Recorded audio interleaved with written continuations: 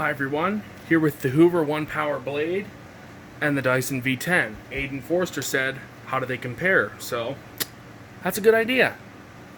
There's a piece of cat hair on the lens. So, we're going to test the Onepwr machine. Here you can see we have 2 bars of battery left. That shouldn't affect it too much.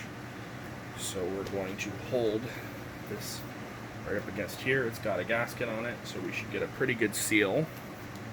Okay, so now I'm going to power it on. Feet per minute. Stick it.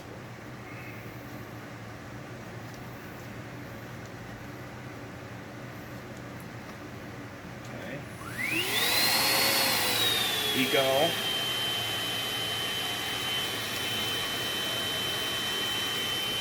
Alright, so I can't get a very good seal.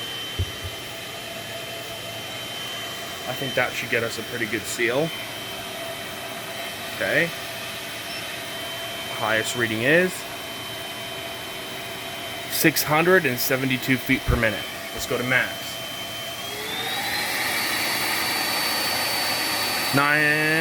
1,000 feet per minute.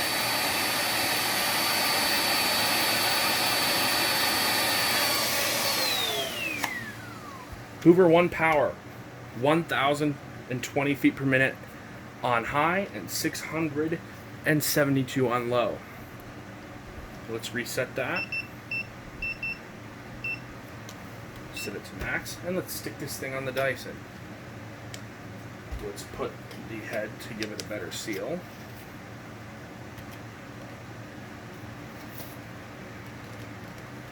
And that head will not fit, so let's just use this one. Low. Let's see how both of their low modes compare.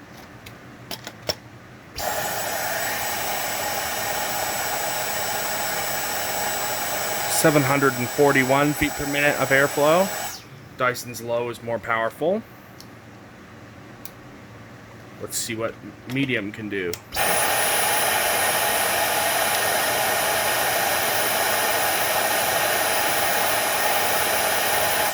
Dyson's medium is not as powerful as the Hoover's higher setting, but we also have max.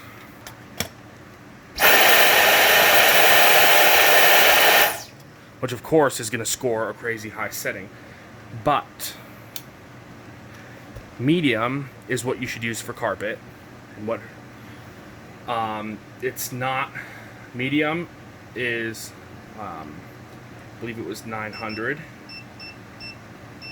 Let's test that again to make sure.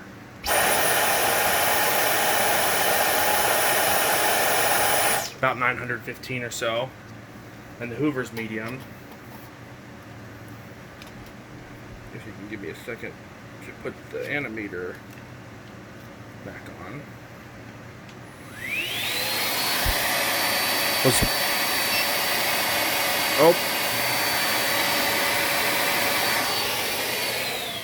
The Hoover's high, was 1,088 feet per minute.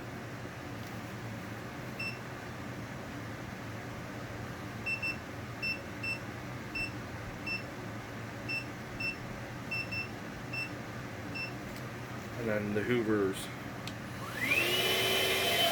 lower setting,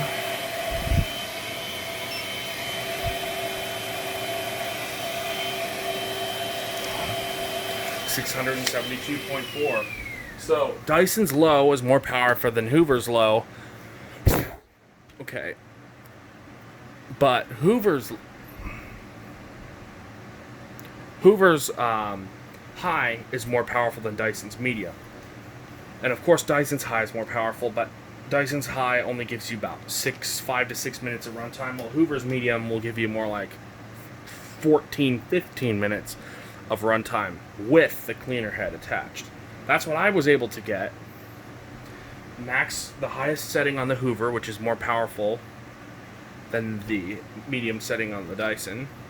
So honestly, higher low, higher high.